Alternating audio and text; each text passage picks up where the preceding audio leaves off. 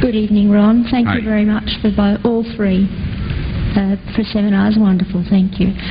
My question is that you said that you had the blood of our Lord examined by the Israelis. That's correct. What was their determination of that? Okay. Now, we won't be able to take second questions. I'm sorry if you're on your second one, please just step out. I love you, but we're running out of time. Real quickly, okay, dried blood is dead blood.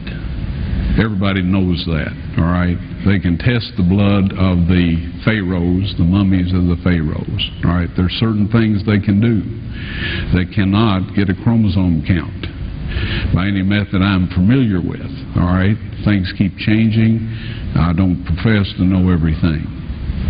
However, there's no way I know that you can get a chromosome count out of dead blood. You can get a DNA and some other things, but not a chromosome count, all right?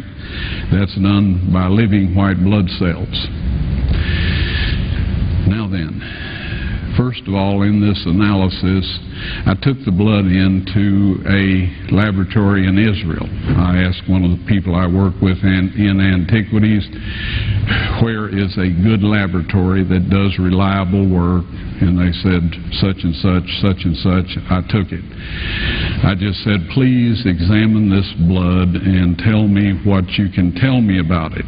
All right? They said, well, look, we're going to reconstitute it. We're going to put it in normal saline and keep it at body temperature for 72 hours with gentle swirling. All right? That's their business. That's great. I said, now I want to be there when you check it out. They said, fine. So I was back. They checked it out. I said, now, they said it's human blood. We can tell that. They did whatever tests they need to do. And then I said, take some of the white blood cells and put them in a growth medium and keep them at body temperature for 48 hours. And they said, well, that'll do no good because it's dead blood. I said, would you please do that for me? And they said, okay, we'll do it. So anyway, I said, I want to be there when you take it out and examine it.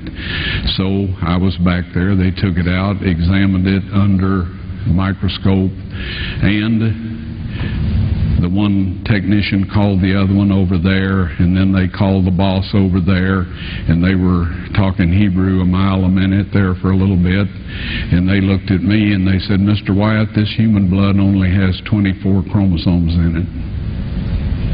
Everybody else has 46. You see, 23 from your mother, 23 from your father, 22 autosomes from your mother, 22 autosomes from your father.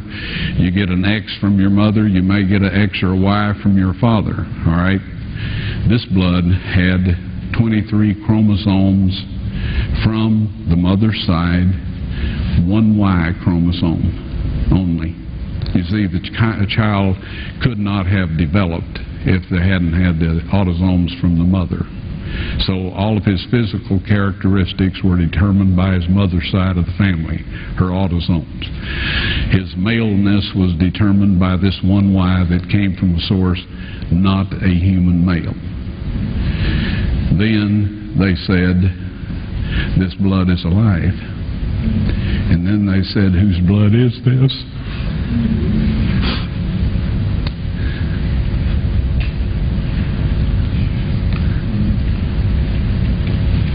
I said, it's the blood of your Messiah.